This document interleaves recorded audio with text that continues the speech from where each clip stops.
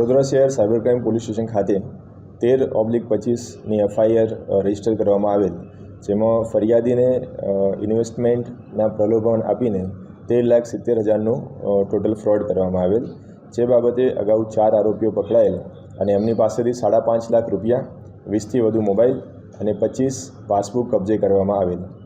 તેની વધુ તપાસ કરતાં એમાં 50થી પણ વધારે ઈમેલનું ડિટેલ ઇન્વેસ્ટિગેશન કરેલ અને જે પાસબુક મળેલા, જે મોબાઈલ મળેલા, તેની ટેકનિકલ ડિટેલ્સના આધારે વધુ 2 આરોપીઓની ધરપકડ કરવામાં આવેલ છે. આ કેસમાં મોડસ ઓપરેન્ડી એ પ્રકારે છે કે આમાં જે આરોપીઓ છે એ 3 અલગ અલગ લેવલ પર કામ કરે છે.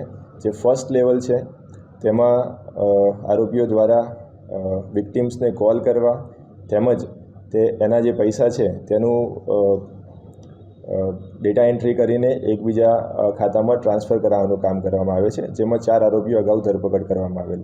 જે સેકન્ડ લેવલ છે તેમાં જે નાના પૈસા જે છે ટ્રાન્ઝેક્શન્સના, એને વિવિધ એકાઉન્ટ્સમાં લેયરિંગ કરવા અને તેને આંગળીયા અથવા તો ક્રિપ્ટોમાં કન્વર્ટ કરીને વિદેશમાં મોકલવાના, એ સેકન્ડ લેયર.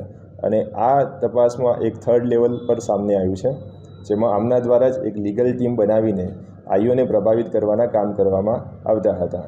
જે બાબતે એક આરોપી ઇન્દરપાલ છે તેની ધરપકડ કરવામાં આવેલ છે.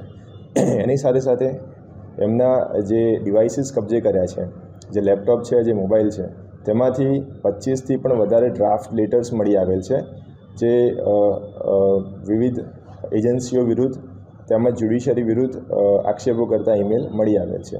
એમ આ ટોળકી સંગઠિત રીતે 3 લેવલ એક સાથે મળીને તપાસને પ્રભાવિત કરવાના તેમજ ગુનાને અંજામ આપવાનું કામ કરતા હતા, જેનો પર્દાફાશ કરવામાં આવેલ છે.